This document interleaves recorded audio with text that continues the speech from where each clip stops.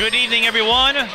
Welcome to Minneapolis Washburn High School as TSB Television continues its coverage of high school girls basketball. Today we have an intercity matchup with section implications in Class 2A as the Minneapolis Washburn Millers host the Humboldt Hawks. Washburn at 10-6, Humboldt at 10-4. Hello, everyone. I'm Mike Teeden here with Alex Nagel, and before we analyze this matchup, we do want to take the time to acknowledge and pay respect to our fallen comrade Tony Gear. He passed away earlier this week, and he, of all places that we've gone to, it's Washburn where he went to high school, and he was very instrumental in getting high school basketball the coverage it deserves. No question about it, Mike. Sure was, and it seems cruelly ironic in many respects that we would be here tonight of all nights. And on top of that, I found out the athletic director, Daniel Pratsky, was a classmate of his, and they went to high school together, so a very surreal moment for all of us, and we certainly want to pay our respects and salute Tony Gear for his contributions. We certainly miss you. But we've got a great game, and I'm sure he would love to come out here and watch this. Two primarily one-player teams, but both are very proficient. With Minneapolis Washburn, it's Chase Coley, who leads the state in rebounds and blocks, and for Humboldt, Lachey Holt, who leads the state in steals. Yeah, this makes for a very intriguing contest for sure, Mike. You know, you look at this Minneapolis Washburn team, 19 wins last year, got to the section final and lost, and they have bigger goals this year. They think that they've got the tools to get to the big stage, and you know, a game like tonight, this is where they can really prove themselves. So with teams represented by players who are among the leaders in the state category, something's got to give. What will be the key that influences this game? Well, you know, I think taking care of the basketball, number one. You know, you have to be able to take care of the basketball, and you have to be able to defend. I think Minneapolis Washburn has the edge there. You know, secondly, defense. You know, what can you create with your defense? Can you create turnovers? That's going to be key, I think, in this contest. Speaking of keys, here's a look at the keys to the game, and ball control is a major one for both teams. Obviously, turnovers may influence the outcome, points off turnovers, and that can set up fast breaks, so both teams will want to protect the ball because they know how potent the threats are. For Humboldt specifically, they want to keep Washburn to one-and-done possessions because Coley is such a proficient rebounder. It could lead to a lot of second chances and a frustrating night for Humboldt defensively. For Washburn, we talked about, again, ball control. They want to protect it from Lachey Holt because if she has a sense to snipe the ball, she will, and she got some practice at those skills last summer playing AAU ball and playing a lot of time at the guard position. Washburn will also want to put in a fast tempo, play multiple possessions, and try to wear Humboldt out by playing a very quick game. Yeah, I think that's going to be another key for him, obviously. You talk about the rebounding edge. Obviously, a big edge there, I think, for Washburn. And if they can control the boards, both on offense and defense, that's going to be very tough for Humboldt, I think, tonight. Starting lineups are coming up in a moment. You're watching high school basketball. The Humboldt Hawks changed from our last broadcast earlier this season. Number 3, Tirisha Akis will get the start. She goes by Shay Say. She's a 5'3" sophomore guard. Santana Castillo, senior forward, 5'8", number 13. Number 25, Selena Seals, 5'5" junior guard. Number 33, Danielle Hernandez, 5'8" senior forward. And number 45, Lachey Holt, 5'10" senior forward. Haley Green not playing tonight due to an illness. For the home Washburn Millers, number 1, Audrey Devon, 5'9", senior guard. Number 10, Lucia Renikoff, 5'6", sophomore guard. Number 23, Chase Coley, 6'3", junior forward. Number 24, Megan Lucas, 5'11", senior forward. And number 40, Maddie Downing, 5'10", senior forward. And the key matchup, as we mentioned, going to be Lachey Holt versus Chase Coley. And take a look at this. Chase Coley on the season, 22.1 points per game, 17.3 rebounds per game, and 9.1 blocks per game. Lachey Holt, equally impressive, 27.1 points per game, 11.7 rebounds per game, which oddly is not in the top 10 in the state in that category, but she does lead the state in steals, as we talked about in the open, 8.9 a game. Impressive statistics, to be sure, Mike, on both fronts. You know, I take a look at this Washburn Miller roster, and you take a close look at it. It's really a very interesting, a very nice blend of youth and experience. You have, on this Miller roster, you have 6 seniors, 4 juniors, 4 sophomores, and 1 freshman. I think that's a very unique blend, and I think it's created, got some nice chemistry on there. You got the young players learning from the seniors, and I think it makes for a very good mix. And support will be key, I imagine, for a contest like this. And for Humboldt, it may come from Danielle Hernandez. She's coming back, missed 5 games because of an ankle sprain, averages 12.7 points per game. For Washburn, Audrey Devon's the only other double-digit scorer, averaging 10 points per game. So it may come down to who can chip in more to take pressure off Coley and Holt. I think it's going to be very important for Humboldt here, Mike, being in a relatively hostile environment, to get off to a good start here, not fall behind early. And only fitting that Coley and Holt tip off against each other. Washburn wearing the blue, Humboldt wearing the white, and you saw the formation. With the height advantage Coley has, Washburn easily wins the tip. This is Lucia Renikoff. She plays some JV time, but strong point guard, in the words of Tyler Coley, the head coach over at Washburn. Shot no good from Devon. Rebound by Sheshe Akis. Akis brings some speed to the Humboldt lineup. Doesn't start normally. Actually, she does start. I'm getting her mixed up with some other players. Selena Seals does not start normally, but again, filling in for the ill. Hernandez missing the 3, filling in for the ill Haley Green. Chase Coley with the rebound. Finding her target, Maddie Downing, too strong on the layup attempt, picked up by Seals. As we mentioned in the open, this game has major section implications.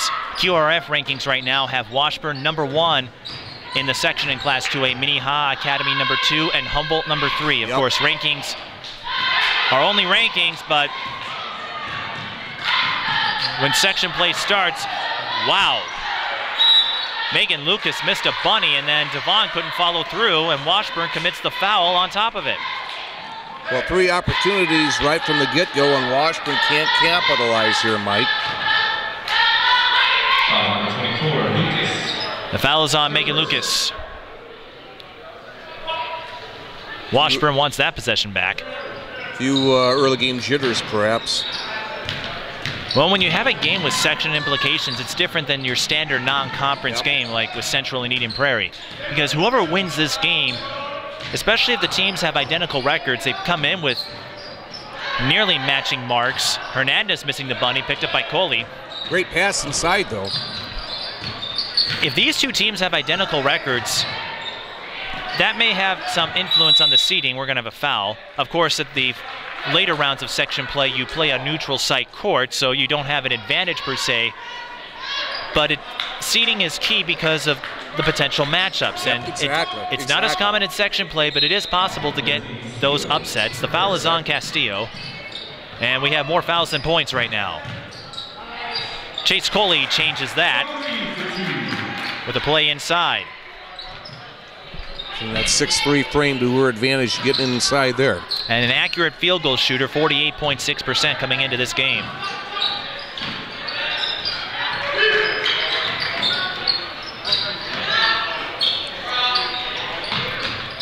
Here's Holt, keep an eye on her. Going perimeter ball, but comes up short, and Chase Coley uses the 6'3" frame to bounce it off Castillo to maintain possession. Good heads-up play by the junior. Coley, only a junior, Mike. And has some athletic lineage in her family. Her mother played for the Minnesota Golden Gophers. Moved to South Dakota to finish out her college career, but was a runner-up for Miss Basketball at St. Charles in 1981. Wow. Lucas, no good. Holt with the rebound. They expect Holt to get a double-double. She has posted one in every game this season and has 7 triple-doubles on top of that. She will get her points, gets the kiss off the glass. It's just a matter of how well you can contain her, but even the top teams have had a hard time stopping Holt completely. New player in for Washburn, and she drains the mid-range J. That's number 4, Elizabeth Peterson, a 5'9" senior forward.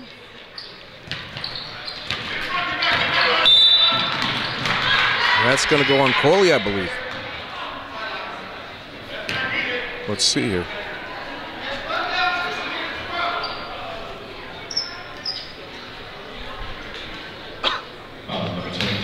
Cough, Mike. Akis finds Seals, gets the bounce. Good recognition on that pass there. That's got to be key for Humboldt. Tied up at 4 in the early minutes of the first half. And then, wow, a backcourt violation. I didn't see it, but certainly unusual to get a backcourt violation. My guess is a Washburn player passed back behind the line. Akis is blocked. That may have been Coley from behind.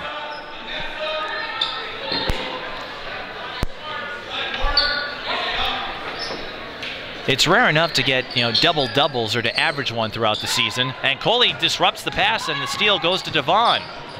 Now she finds Coley, and Coley weaves through traffic, scoring.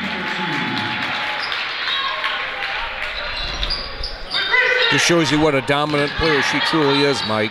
I asked head coach Tyler Coley where she got her height from, and he said Coley's mother's 6'3", so although Tyler is certainly not short in stature himself. No.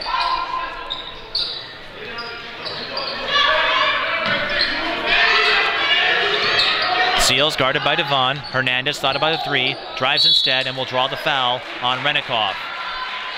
And it's a shooting foul, so free throws coming for the senior. Smart decision there by Hernandez. Thought about the jumper and then saw that she had an opening and took it and draw the foul. She's got the line. Hernandez, a 53% free throw shooter. And for once, it didn't jinx him.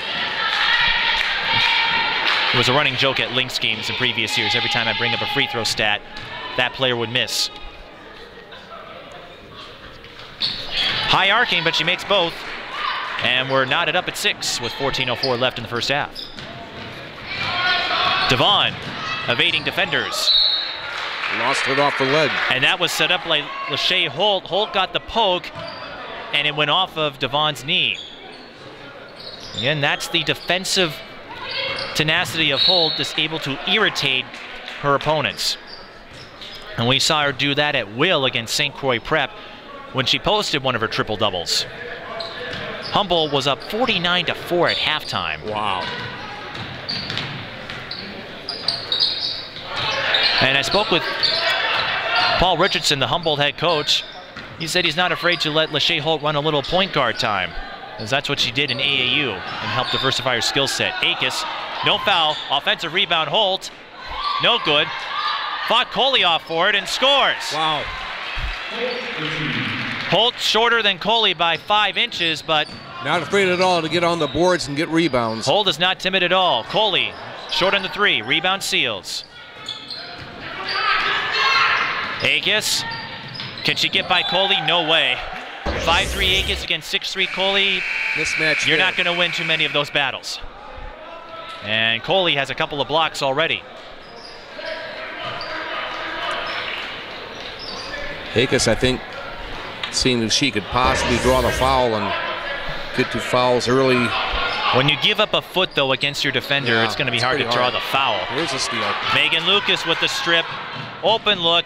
Goodbye. That's her first field goal. And we're tied at 8. Early minutes of this game playing out exactly as we would expect against 2 very close teams. And Minnehaha Academy is not far off from these 2. They have a better record, but all 3 teams are about the same level. Yep. The top of that section could be very fun to watch.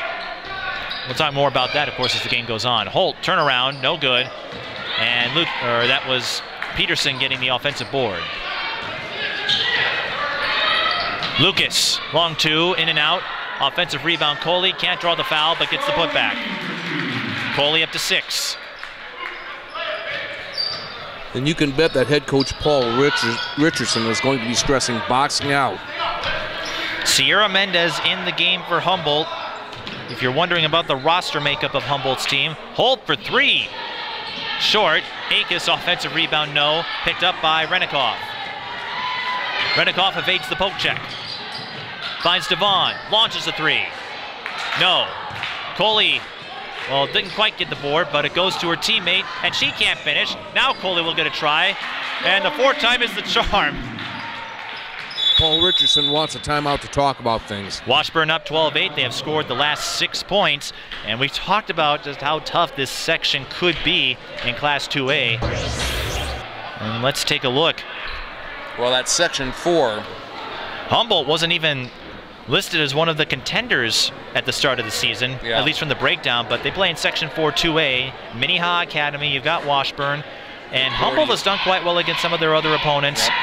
But any of those 3 teams, I think, would have a legitimate chance at making state. Now, I can't speak for Minnehaha Academy yet. I haven't seen them play, but those 3 could be in a tough fight to win that state tournament berth. Well, and again, as we mentioned at the top, Washburn, of course, did get to the section final last year, losing.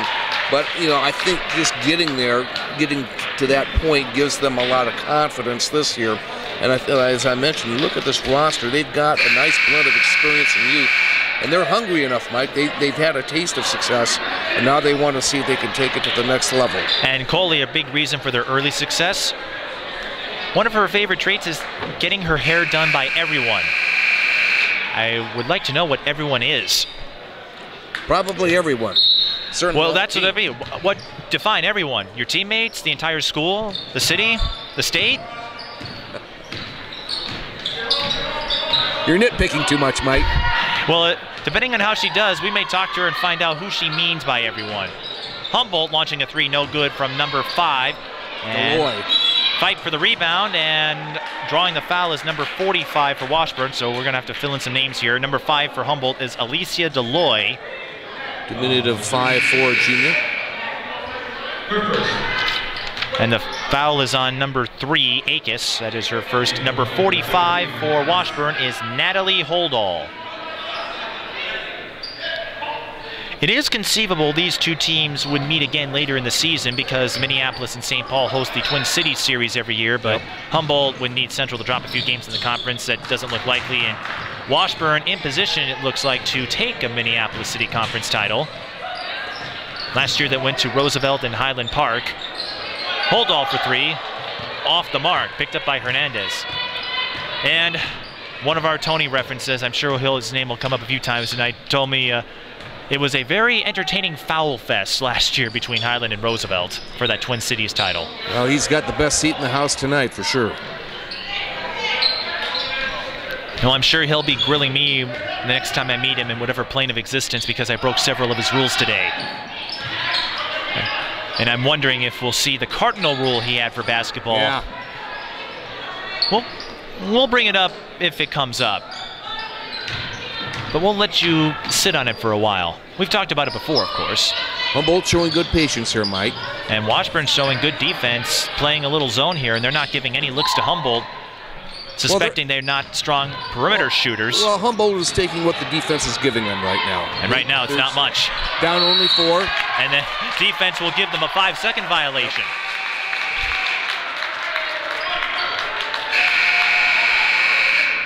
And Washburn did a good job. They had Humboldt pinned well back from the key.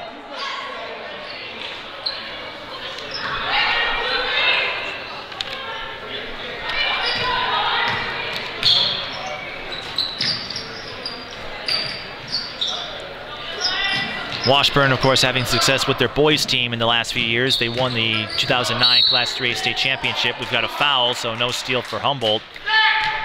And they came within 8 seconds of winning a second title, but De La Salle and that memorable buzzer beater from Ross Barker, who I found out can no longer play in athletics because of a heart condition. Wow.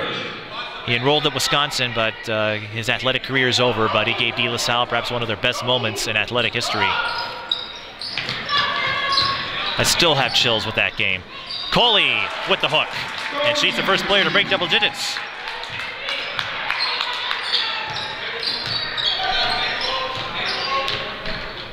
I've got a feeling a few colleges will be taking a look at her next year.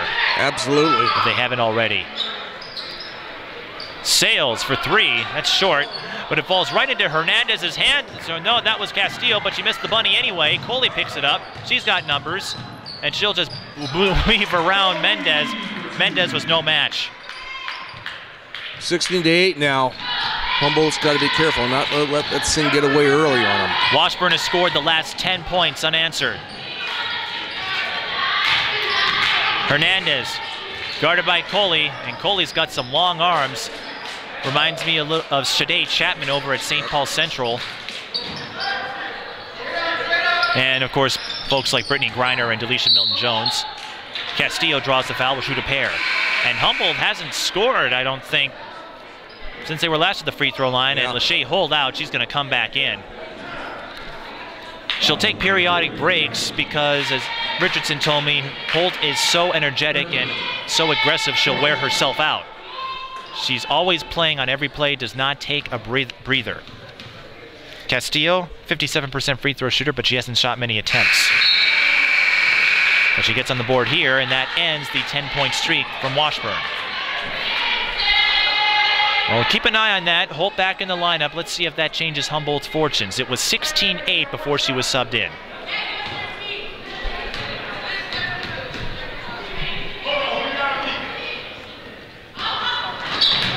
Castillo splits. Washburn possession. Holt almost got that. Great hustle. Holt is quick. I know her supporters are looking to try to get her in a D1 or a D2. She's had a few D3 schools looking at her. Coley can't get the bounce, but she decides to pad her own numbers. Maybe she scripted that. And again, if you're Humboldt, you've got to find a way to box her out. Like we said in the keys to the game, make sure Washburn is held to 1 and done, and Coley having other ideas. 8:38 to go in the first half. And 18-9 is the score in favor of the Millers. Holt pump fakes, kicks out to Hernandez. That was a tough shot. Coley picks it up. Here comes a fast break for Washburn. No, good defense. Renikoff couldn't finish. That was Sales on the defensive play. Holt with just 4 points, can't add 3. Coley with another rebound, and I'm sure she'll have a double-double before the half is out. No assist there. And once again, offensive rebounding, but this time Washburn couldn't finish out. Another bullet dodged. And Humboldt, they have a smaller lineup. They've had historically smaller teams over the years, and so that's something they're going to have to work around. Holt can't get the turnaround, and there's Coley with another rebound. Humboldt does not have the height to match up with Washburn, especially with Coley at center. Steal here. That's Sierra Mendez, but she's got Coley breathing down. Holt, look at that, she faked the bounce pass, but she had a double team. Not much you could do there.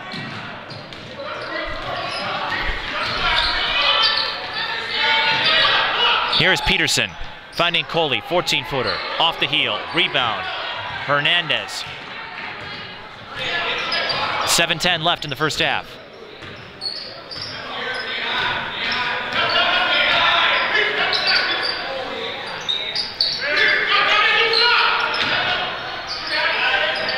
Nice athletic move by Coley. She could have let it go. Yep. But Castillo's bad pass results in a turnover.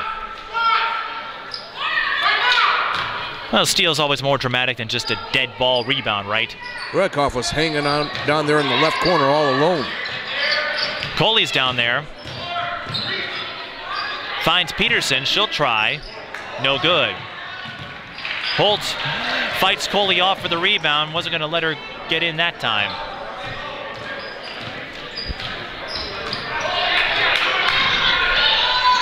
Humboldt dropped a few games without Danielle Hernandez, including losses to Johnson and inexplicably Highland Park.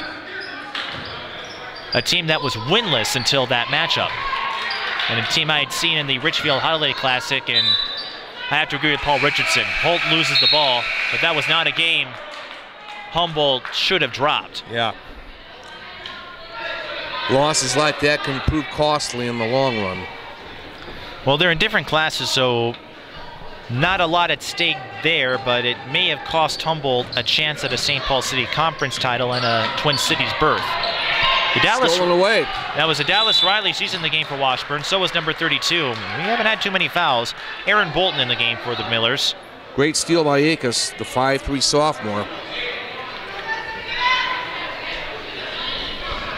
And Deloy back in for the Hawks. Also on the floor, number 41, Keandra Stokes.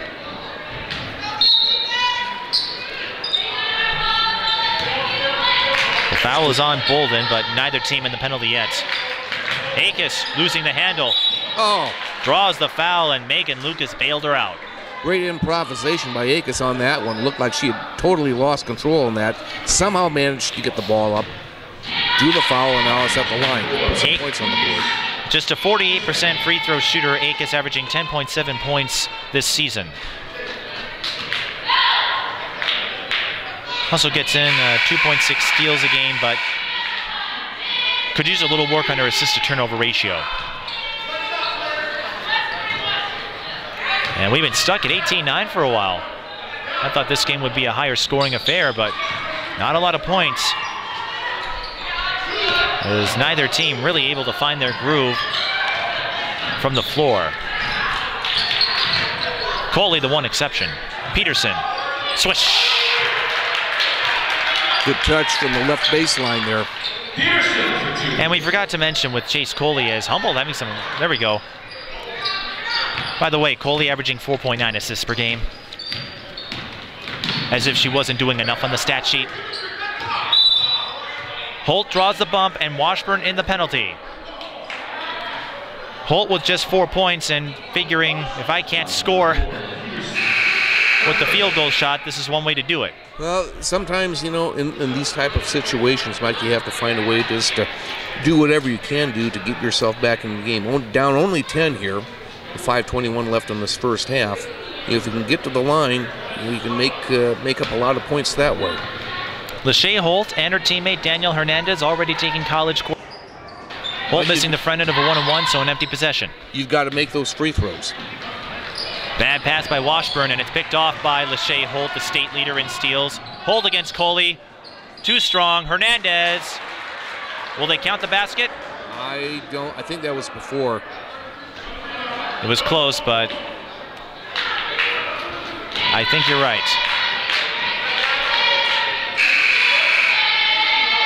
Yes, the foul was before the shot. So Hernandez using that strong 5'8" frame of hers to get down low and grab the rebound and get fouled. Another empty possession for Humboldt, though, and Washburn caught a break. Those missed free throws really hurt, Mike. Still early, but you're right. I mean, it's 2010 with 5 minutes to go in the first half. Chase Coley left alone, and she throws a little underhand move. Misjudged the inside pass there. Coley is outscoring the entire Humboldt team. Deloy finding Akis. Once again, Akis defended by Coley. That's not going to end up well for Humboldt. Launching the three. No good. Rebound, Devon. That was Riley on the attempt. Now Devon will try from the left corner. Oh, bullseye. wow. That's her first field goal. And Richardson will call another timeout. Beautiful three by Devon on that one from the left corner. Washburn on a 19-2 run. And Tony Gear's alma mater demonstrating their abilities as of now. Yeah, they sure are. This is going to be, these last 4 minutes and 23 seconds here in this first half, going to be very critical, I think, for Washburn to see if they can find a way to whittle this thing down, see if they can get it down to like 9-8 points, a little more manageable deficit. You don't want to go down double digits in the locker room at half. Still a lot of time to pull back, but it was close for the first few minutes, and Washburn just utilizing their height advantage, strong defense, and Humboldt not finding any open looks. And I think, too, of the empty possessions that Humboldt had here in the last few minutes, Mike, missed free throws, those are costly. Humboldt's going to have to change their fortunes.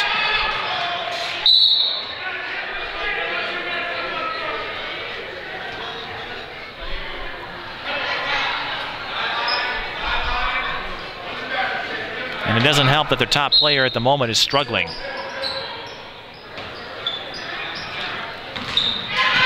Hernandez, the inbound pass was intercepted. Washburn can extend the run here, and they will. Riley on the board.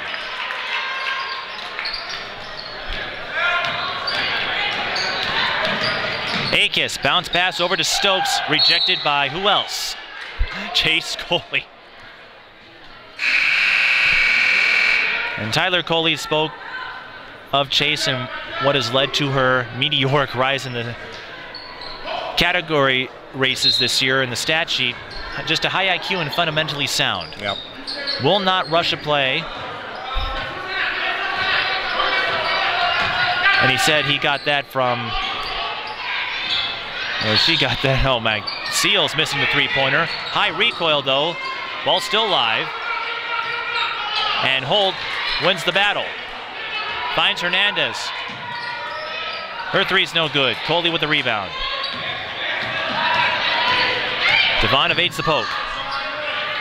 Oh, beautiful transition by Washburn on that one, Mike. That play needed no words. Renikoff scoring. That was just what you call being in rhythm.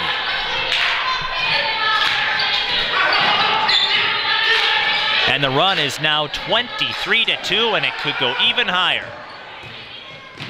Goodbye, Renikoff again.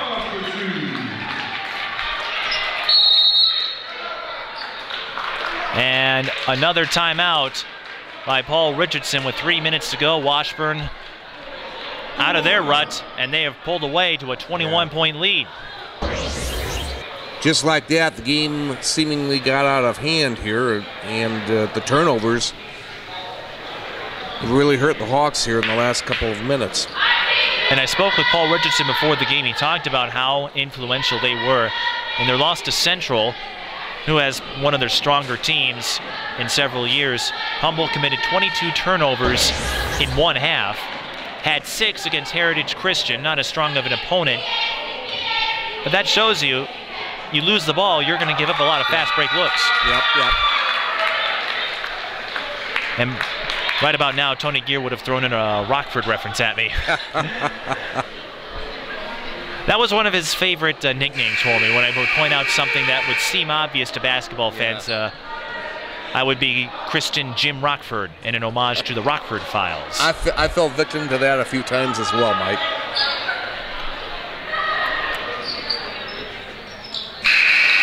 And he was well known here, the principal. I talked with her for a little bit. She knew of him. And we will push forward, of course, and that's not the only way Humboldt's found any scoring opportunities is drawing fouls. That will send Akis back to the charity stripe. Fouls on Peterson, her second personal.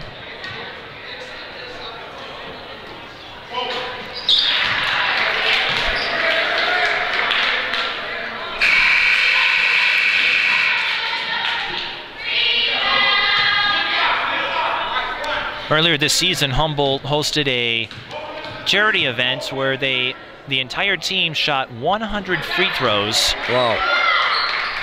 To promote local charities. Akis makes both free throws here. Ooh.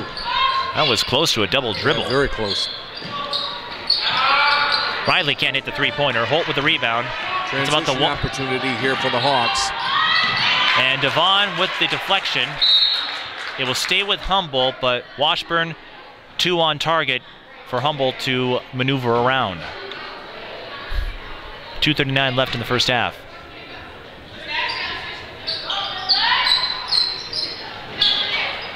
There's a player who has not found many openings yet, and her teammates have not done much to draw attention off Holt. Castillo's shot was deflected. And here's Devon, another fast break score for Washburn. Oh, I thought it was going in, but Devon, once again, if there's one fault for Washburn, that was it, a microcosm. Well, we saw that early on. We had 2 or 3 missed easy opportunities. Now this last one. So Akis will go back to the line for another pair. Double bonus now for Humboldt. And another missed free throw. Officials having to remind the players that it's 10 fouls. So we shoot 2 now. Those missed free throws, I can't emphasize enough how important free throws are. You just have to make free throws, especially when you're down and you're trying to come back. You just have to make free throws, and then another missed one. And free throws in high school, it's not as automatic as it might be in the college and the pros. The players are still developing, and free throws aren't the flashiest skill to have, and so you don't see as many accurate shooters from the free throw line. Coley got bumped. They don't call a foul. Rebound Hernandez. One of the few things to go wrong for Coley, I guess. He's had an otherwise impressive first half. Sales guarded by Bolden, and did Humboldt draw another foul?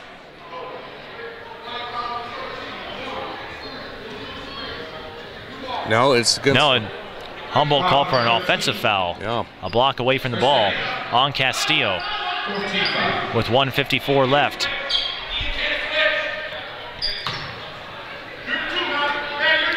Speaking of charity events, the Washburn team will run a babysitting service. And Chase Coley certainly babysitting the rim. The babysitting service is called Hooping Honeys. It's a basketball clinic. They hosted that around the holiday season. And it was a way for parents to drop their kids off. Well, if Holt can't get points the old-fashioned way, you can get them through assists. She finds Akis, who gets her first field goal. She and stepped over the line on that inbounds pass. An unfortunate miscue. You don't see that happen very often. I don't think that was one of Tony Gear's cardinal rules, but it's got to be close. Akis on the runner, didn't have much there. Rebound, Downing. So that basketball clinic I was talking about, it allows the parents around the area to drop off their kids so they can do their Christmas shopping, or did. No three-pointer. And deflection off Coley. I thought it went off Humboldt, but yeah, I thought we're up here. I thought Hernandez had tipped that ball out, but the referee saw it differently.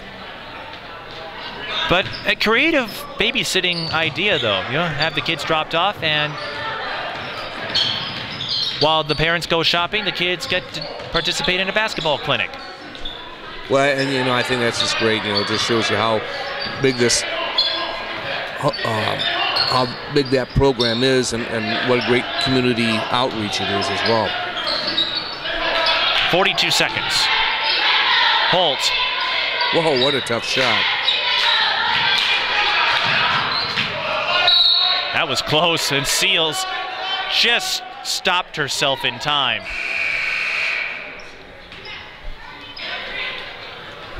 You couldn't get much closer.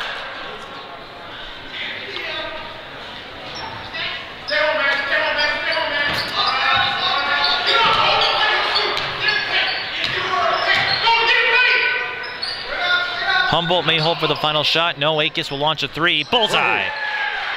That's a big left going into the locker room at halftime. I didn't expect Akis to be the leading scorer for Humboldt at the end of the first half, but Holt has been shut down. Washburn can't get one more shot up. They will not. Hernandez with the steal. See if they can hold here for one more, well, 6 seconds. They better hurry.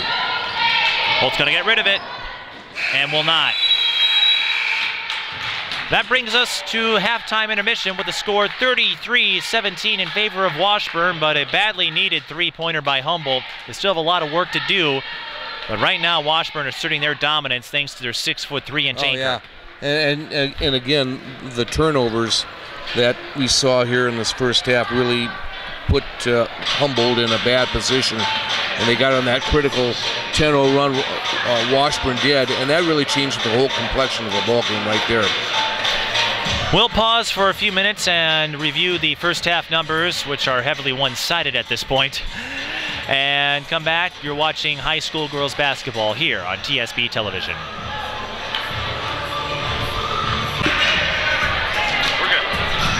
Welcome back to Minneapolis Washburn High School as TSB Television continues its coverage of high school girls basketball. Mike Peden here with Alex Nagel. We have the Washburn Millers leading the Humboldt Hawks 33-17, and recapping the first half numbers. Chase Coley still outscoring the entire Humboldt roster. She has 18 points already. And that's about it for notables. Humboldt's leading scorer, Shea Akis with 8. Lachey Holt held to 4 points, thanks to a lot of double and triple teams from Washburn. That's really taken its toll on this Humboldt team here this evening, Mike. If you're curious, Chase Coley's season high is 33, and depending on how the second half shakes up, because Humboldt's still not out of this. Down 16 points. Let's see if they can get off to a good start here. Well, Lachey Holt's going to need to get going. Find a way around these double and triple teams, because I see her taking a lot of fadeaways, hooks, against a lot of coverage. That's tough to do. Good block, but Holt picks it up, and that's what she needs. Yep. A good open look down low, and let's see if that changes her fortune. Ooh, and almost a steal by.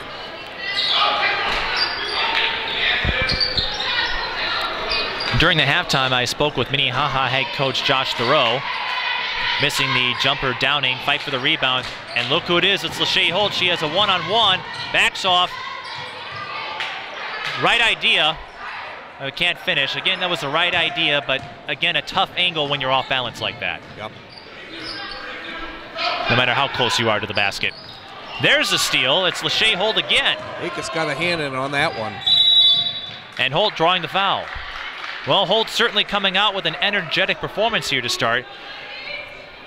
And Thoreau, his top player, Nicole Nipper, 995 points coming in. They played Mounds Park tonight, Minnehaha did. It was an easy 69-35 win. Nipper hit a 3, and Thoreau took her out so she could score 1,000 at home. Hernandez can't score 3 here. Minnehaha playing tomorrow, actually playing 3 games in 3 nights, so Nipper getting some well-earned rest at this stage of the season, and Minnehaha doing well. We mentioned it's going to be a tough fight to get to state between those teams. Minnehaha has been in there for the last few years running, and Humboldt and Washburn would like to change that trend. Jump ball, possession arrow favoring the Millers. Another lost chance here for Humboldt. But I like their attitude. They are not, exactly. They're not discouraged, Nope. but they leave Chase Coley open. And so she'll do a quick skip pass over to Peterson, and wow, Humboldt got caught falling asleep there. And that's what you like, you know, from an experienced player like Coley. I mean, she can not only score, but she has great recognition. You know, she could have taken that in, but saw Peterson open, dished the ball off to her, and then got an easy 2.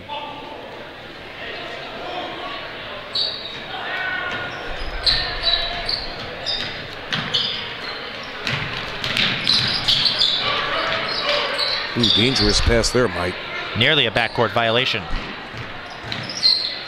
Akis in trouble. That's a traveling violation. Kind of got into no man's land there, didn't know what to do. And Coley wasn't too shabby last year, averaging 18 points and 13 rebounds a game.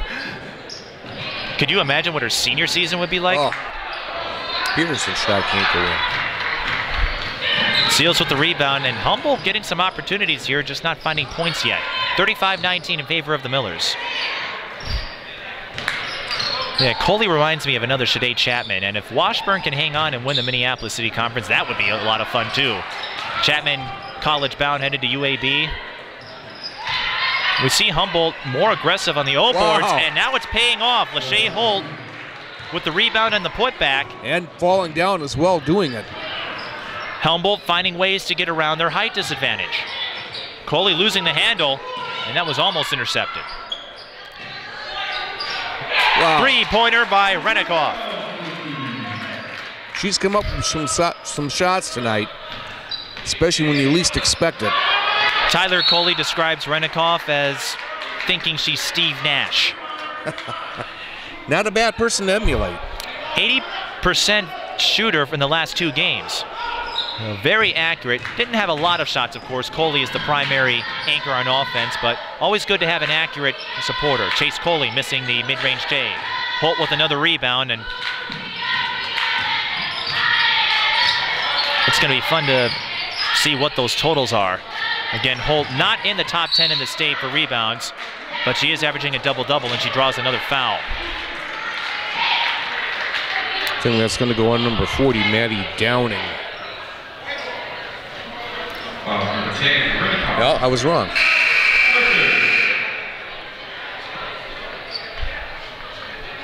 Won't be the first time, won't be the last, right? No. Hernandez to inbound. And Akis. Here's Holt again. There's the hook. Traveling violation. But that's what got her into trouble, trying those hook shots in coverage. And doing it in a lot of traffic as well, Mike. And that Washburn will take that all day. Yep. Holdall back in the game for the Millers. Here's another steal from Humboldt. Washburn getting a little sloppy here with ball control in the second half. Akis making some things happen defensively here, Mike. And Lachey Holt gets 2 chances there, 3 offensive or 3 tries overall, and Holt finally cracks double figures, so that double-double streak will be safe for another game. Downing, no. Coley offensive rebound. But she'll get a pair. Well, again, great recognition by Coley coming down on that one. She could have taken it in, but saw her open, dished it off, and she still gets to the line anyway. Coley, a 58% free throw shooter, but that's not uncommon for posts to not to have that strong of a free throw shot. They're trained to swat the ball and get it off quickly, not necessarily working on the shooting arc that you'll see guards do. But still long, tall, athletic. And up to 20 points now. And a good touch from the charity stripe as well. And that makes my entire discussion about free throws a moot point. Holt gets it across the timeline. Pulls up. Short. Coley with another rebound.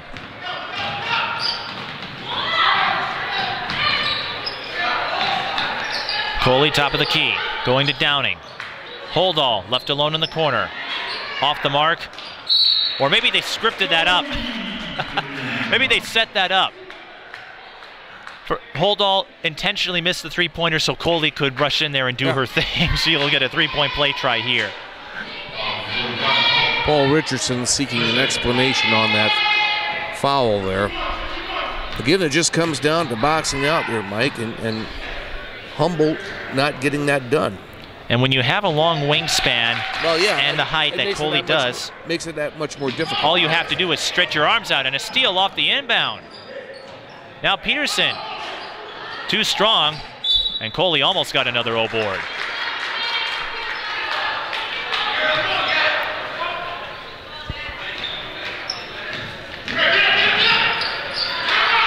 Akis in trouble here.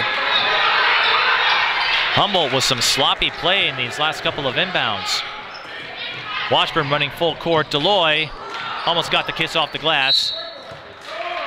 And the ball bounced off Coley, so a dead ball rebound to Humboldt.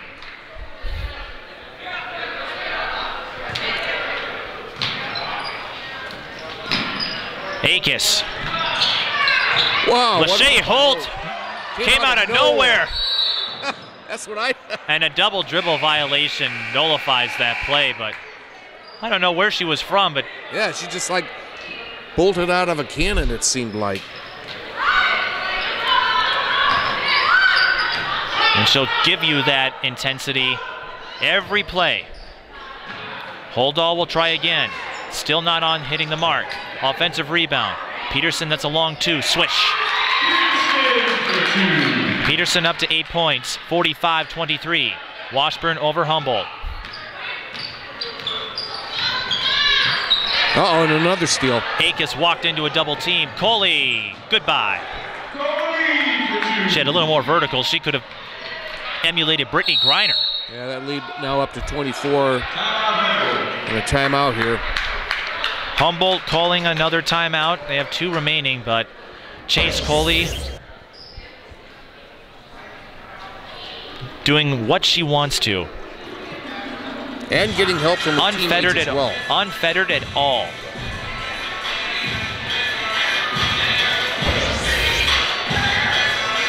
Taking a look at that breakdown book.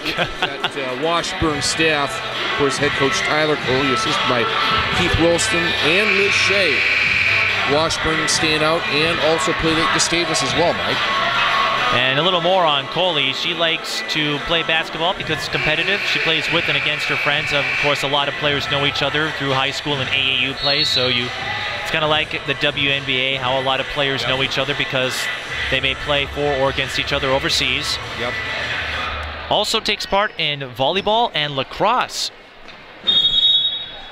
So maybe she'll be at the Minnesota Swarm game tomorrow night. They have their home opener. They actually play a game tonight against Toronto, and then they return home to play Edmonton.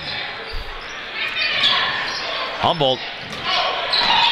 Full court defense produces a turnover, and another 2 points off of it. This time Audrey Devon with the honors. And that tip ball by Coley started it all. Well, the full court defense set it up. Humboldt doesn't have the speed to break it. Nope.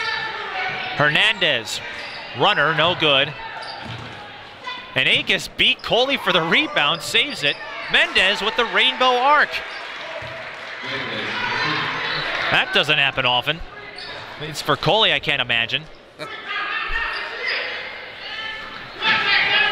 Peterson finds Coley. Not a strong three-point shooter, so she'll feed to Holdall instead. Devon just inside the arc, short. Holdall, O-board, off the mark. Gets another one, and Washburn very fluent in offensive rebounds tonight. They really are. And if they're not, Lachey Holt gets called for the reach, and that will be a third.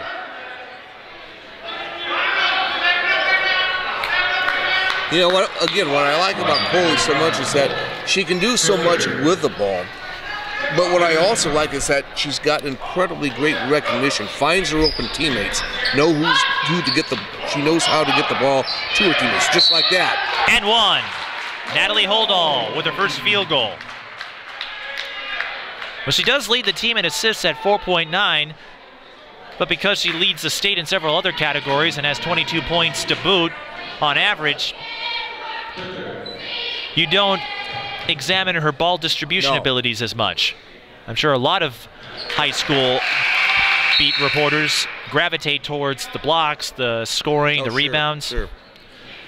But Coley does have some guard skills, even though she plays more of a forward. If she can develop that, especially next year, that's the scary part. She has another year with this team. Yeah. She could be a very effective wing in college. I could see her playing the 4, but she could probably slide over to the 3. 52-25. We are getting close to mercy rule range here. Lachey Holt draws the foul. And that was all Lachey Holt there, recovering from the near steal and making something out of nothing. And we'll get her to the free throw line. This is her first attempt. Well, you know, as you pointed out, Mike, Humboldt did a good job early on, coming out with a lot of energy. Second trip, I should say. A lot of intensity, and they did get that lead whittled down to 14, but just like that, it ballooned up again. Holt, 60% free throw shooter on the season. We mentioned 27.1 points per game. That average might drop a bit. She is 5th in the state scoring race. Tia Albert leading all players, and not far behind her is Rebecca Dahlman, who continues to annex that all-time record for most career points. Riley with the mid-range J. I've said this, Dahlman, if she gets enough games in this year, could be the first 5,000-point scorer we've seen. She already is the first 4,000-point scorer. Holdall with the steal, and I don't know what Coley's numbers are like, but I'm sure she'll get a few milestones in before her high school career wraps up. Akis steals it back. 54-26 to score with 10:28 to play in regulation. Humboldt nearly losing the ball. They're pinned. Holt gives them an escape route. Akis on the deflection. And an over-the-back call on Hernandez.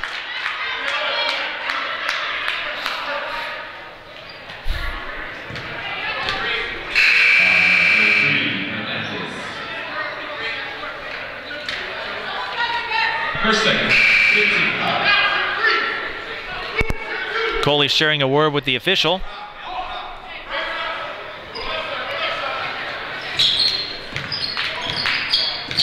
And we're seeing every facet Tyler Coley described to me in the pregame chat I had with him earlier this evening.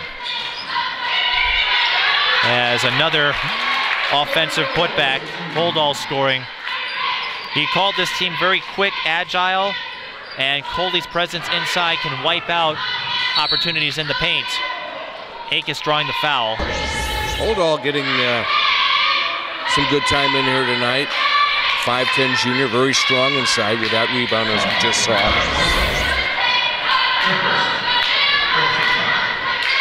And Washburn 5 points away from bringing the mercy rule into play here. We're getting close to that mark. Shooting foul, so free throws coming for Humboldt. Alicia Deloy. 9:45 left at the 9-minute mark. If Washburn goes up by 35 or more, or any point after that, we will use running time. Deloy at the line. This is her first trip, averaging just 1.3 points per game. Not very active on the stat sheet, but usually a deep reserve. Castillo and Stokes going back in. Holt going to take a rest, and looks like this game is out of reach for Humboldt now. Chase Coley going to take a seat. Washburn with only 4 players on the floor. No, they got 5. Oh, I'm sorry. You know, they only have 4. That is very strong. Deloy scored, and so Washburn's going to have to place a 4-on-5, and they get 3 points. Redikoff not scared at all. Now they get their 5th player in. Lucas came in off the bench. I think there was obviously some confusion there on the Washburn Redikoff bench. certainly didn't mind. I think she wants a little more 4-on-5. And Sales with the response, with getting a tray from the right wing. That was straight. I have never seen that before. Ever. Well, you do this long enough, you start seeing a lot of things, and Humboldt with a chance for a fast break here. Castillo launches the long 2, in and out. Sales showing a little Lachey Holt moves there, getting the put-back basket, and she's up to 7 points, 59-32. We're seeing a little more spirit out of Humboldt after Holt was taken out of the lineup. And Redikoff also demonstrating her abilities with Coley taking a rest. Redikoff up to 12. And it's nice to see some of these other players stepping up. Yeah, it is. Steal by Lucas. Bouncing over to Redikoff. Fade away. Can't get the bounce.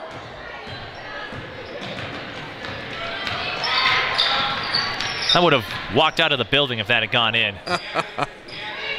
And that's not a knack on Redikoff. She's been doing very well, but getting a little luck to go her way too. Humboldt losing the ball with 8:10 left. We are not at mercy rule range yet.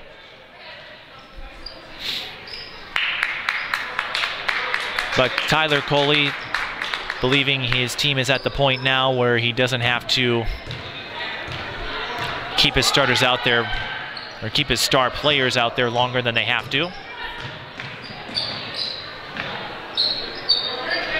Peterson over to Downing. And this will give the other Washburn players a chance to get themselves on the board. And Coley not a selfish player. She was just the only one in rhythm, especially in the first half.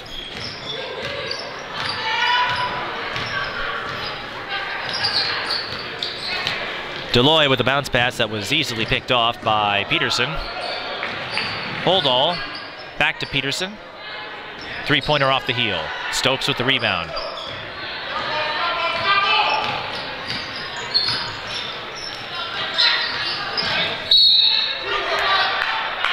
Not quite the cardinal rule.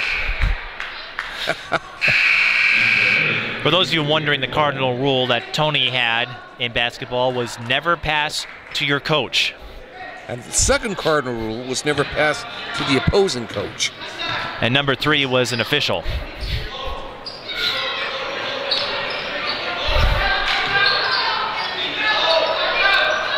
Bolden back in the game for the Millers, and with a 15-foot drain is Riley. 63-32. Nice turnaround jumper there. Sales stops, pops, too strong. And Devon with the fast break finds Peterson. Wow. And That's another pretty to layup. watch. How many times have we seen a fast break layup tonight from Washburn? Oh. Don't have enough fingers on my hand to count here, Mike. Well, we may get another one. You may need to find a calculator of some sort. Well, not quite. So Devon will get a pair. And on the season, Devon, 67% free throw shooter. 5'9" senior. Looks taller than 5'9". Certainly plays taller than 5'9". And that would be the opposite of what we usually see in high school basketball, where players get a few more inches than they should.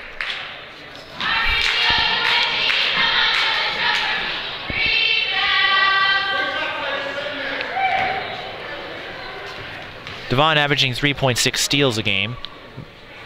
And we should mention Holt leading the state in steals, but Coley not too bad herself, 5.1 a game. Definitely player of the game honors here. I mean, without her contributions, Washburn would not be a contender for state tournament berth. Akis, no good. Holt with the rebound.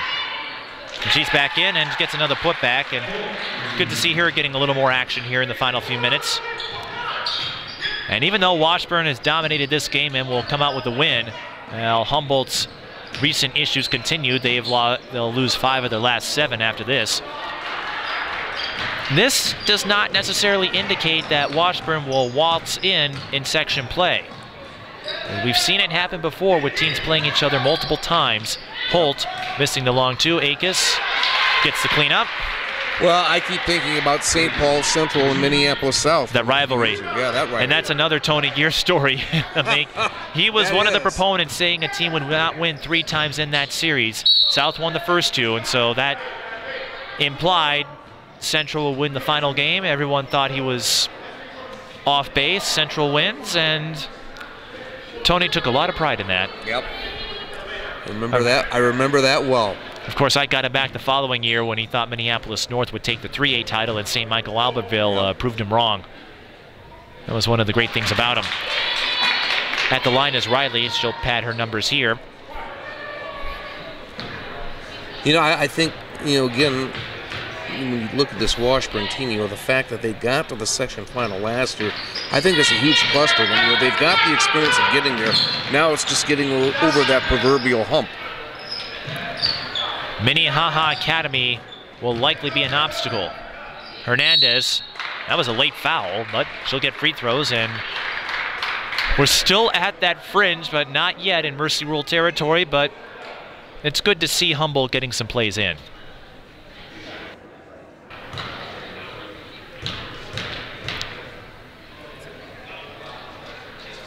I would be shocked to not see Washburn win the conference title.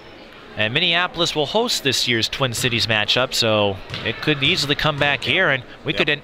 It's possible we could have, for the first time in a long time, a Twin Cities series played in one location. Yeah. If the Washburn boys team still a strong squad.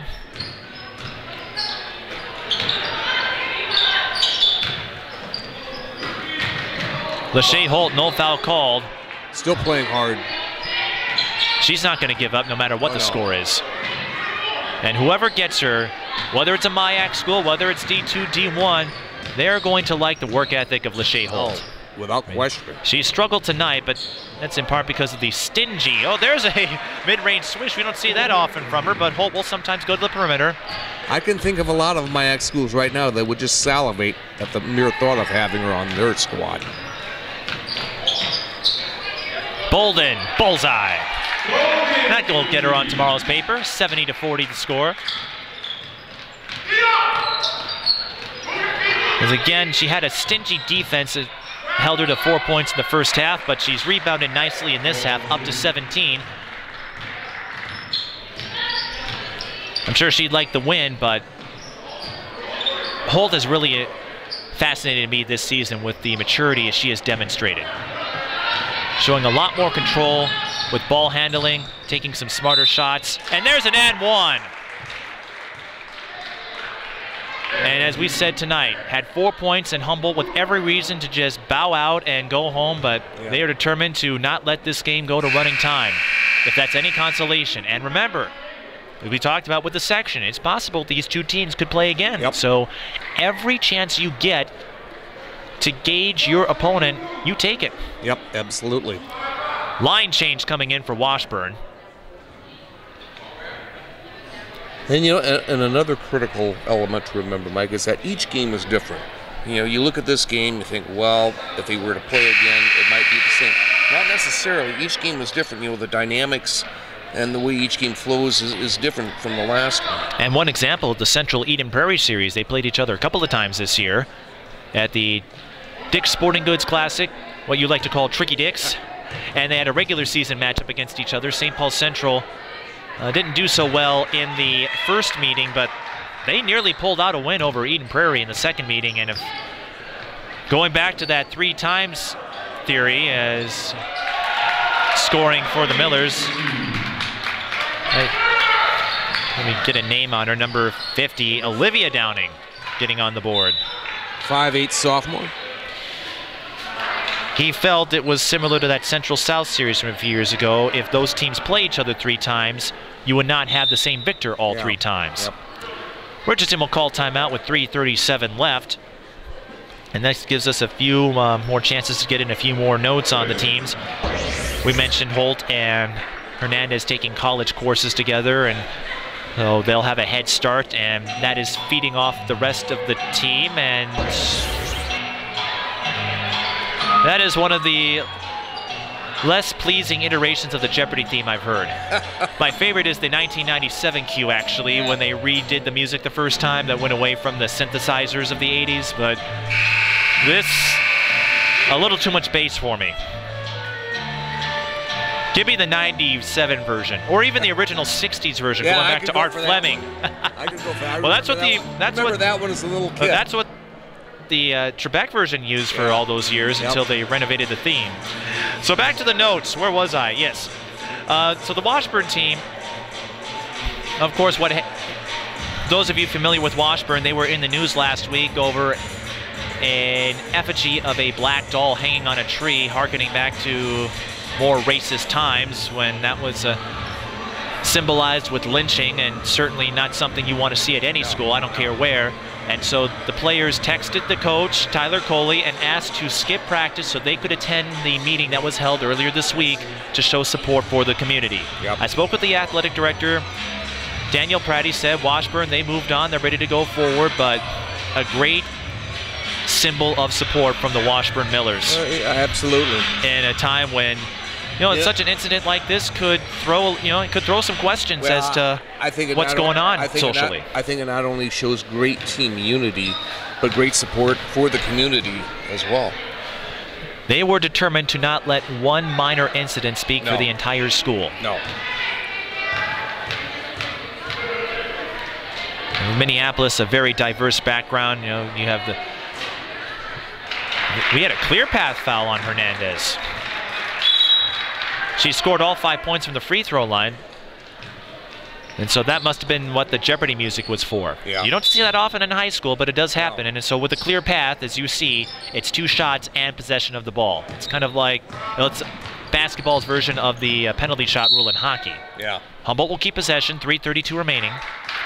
Washburn will go to 11-4 in the year. Humboldt will fall to 10 and, or I should say, Humboldt will fall to 10-5. Washburn will go up to 11-6. I got my numbers crossed for a little bit. Sales. No. Akis picks it up. Washburn or Humboldt will get another try. Akis has been all over the floor tonight for Humboldt. There's been some strong effort from these Humboldt players, but again, the stingy defense, the trapping, the full court, you see there, even with the reserves in. Yep.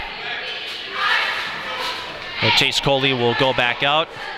New player in for the Millers, number 21. And that is Jazane Patterson, a freshman. Lone freshman on this varsity. Always good for the freshman to get some minutes. And Renikoff will play some JV time. No three-pointer. Humboldt will get the ball back here.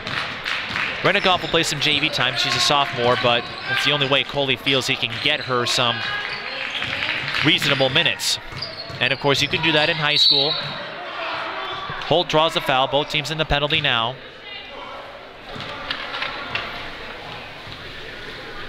Oh, Holt bouncing back to a respectable night. 16 points in this half.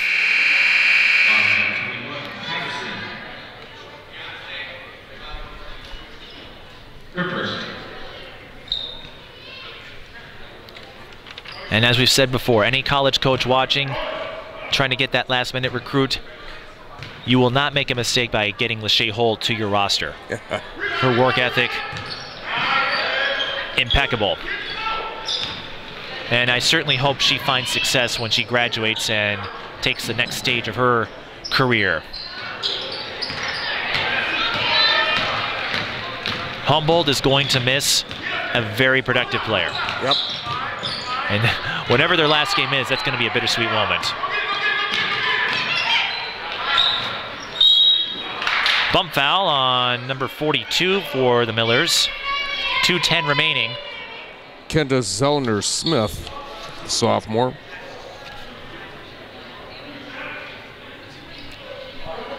So that will send Deloy to the line.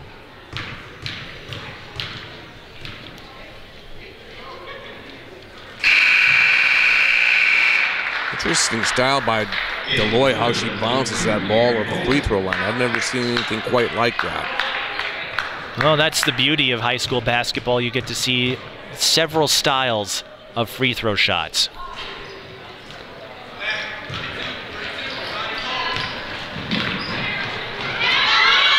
Bolden. Three-pointers off the mark. Rebound Deloy. 2 minutes to go.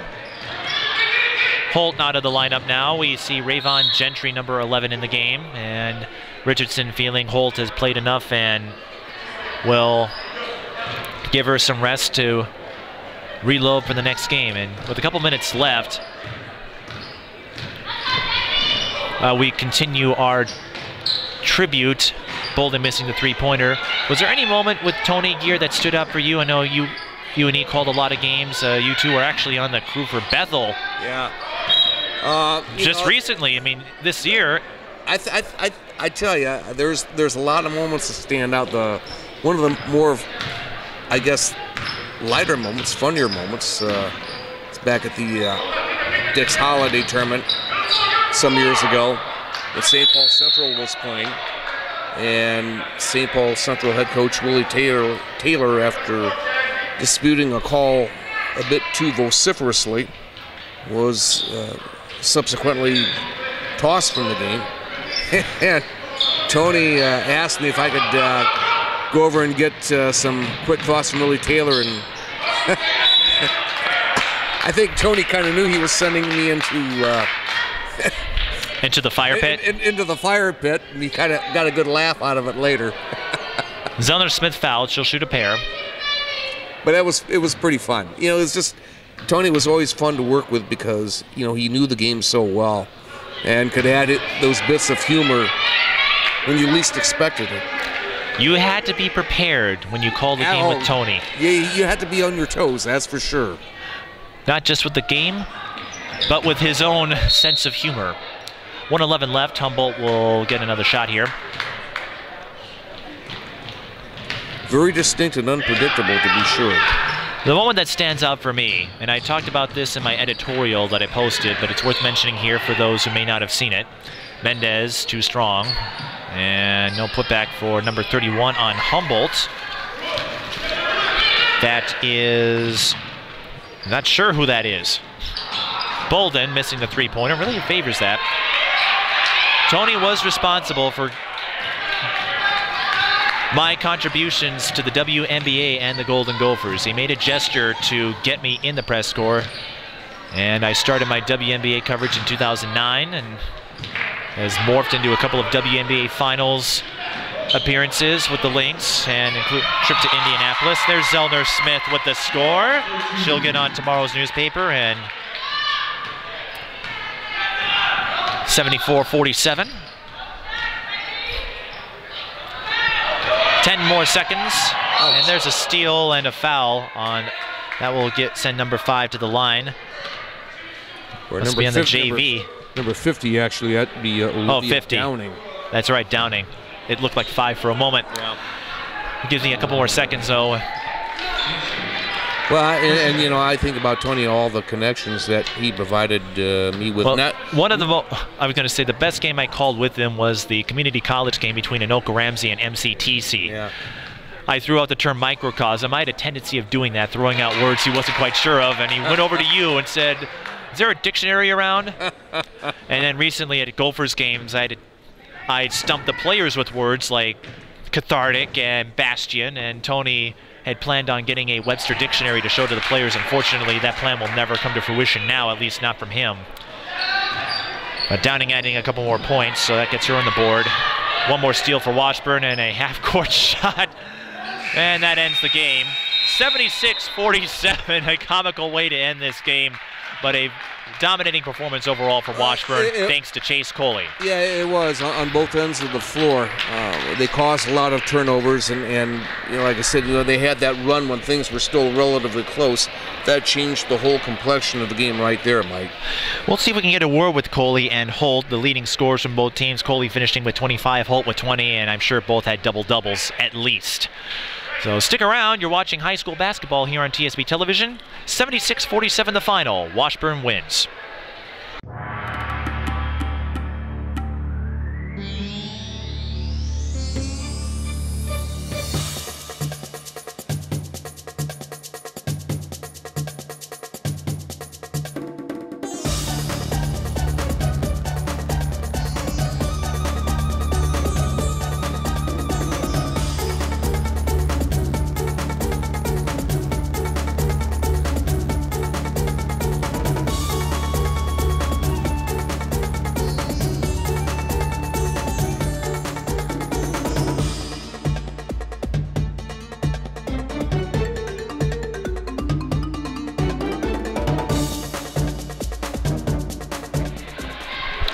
Mike Beaton here with Chase Coley of Minneapolis Washburn, 25 points tonight, and I'm sure a double-double at least, maybe a triple-double. You had quite a few blocks and really got everyone involved on Washburn, both offensively and defensively tonight. How were you able to pull it off? I just make sure we work as a team, and I try not to be selfish with the ball. Like, I know I already have a lot of points, and my teammates want to score too, and we all like working together as a team. A lot of attention goes to your rebounding and blocking abilities. You lead the state in both categories, but you see you lead the team in assists and steals. What makes you eager to become an all-around threat in every major statistical category here? I just like making sure my teammates get a chance to score too, and I don't know, like whenever I see the ball I just kind of go for it, and I really like playing defense, and blocking is fun. Well, of course, it looks a lot better than a dead ball rebound, right? Yeah. But speaking of defense and blocking, that seemed to be Washburn's strategy. It worked especially in the first half, holding Lachey Holt to 4 points, forcing a lot of double and triple teams at her. Was that the strategy going in, or was that more of an improvisation after the first few minutes? Well, we all knew she was a good player because we've played against her before, and, well, like we've scrimmaged against them, and we know she's a good player, so we knew we had to hold her down. Now, still some season to go, but this game having section implications. I know you were one win away from earning a state tournament berth. So what kind of focus and commitment does Washburn have this year to try to change that and get their way into the state tournament? and get some respect along with the boys who have done very well? Well, we work really hard in practice. We all try to be there every day, but of course school comes first. So. And fitting, as your head coach talked about how your team skipped a practice to attend the meeting that was held earlier this week after the incident that took place last week, and as a sign of support. And so what motivated you guys to go out there and do the meeting, and tell me how connected you are with this Washburn community? Well, Washburn community, we're really close, and we stand up for each other. Even though a few kids make a mistake, they're still part of the Washburn family, and we want to make sure they correct that mistake. And everyone makes mistakes, so we had to be there to catch them when they fell. One question, I looked at the breakdown and you said you like to have your hair done by everyone. So what do you mean by everyone here? Your teammates or the entire school, the state? What's the story behind that?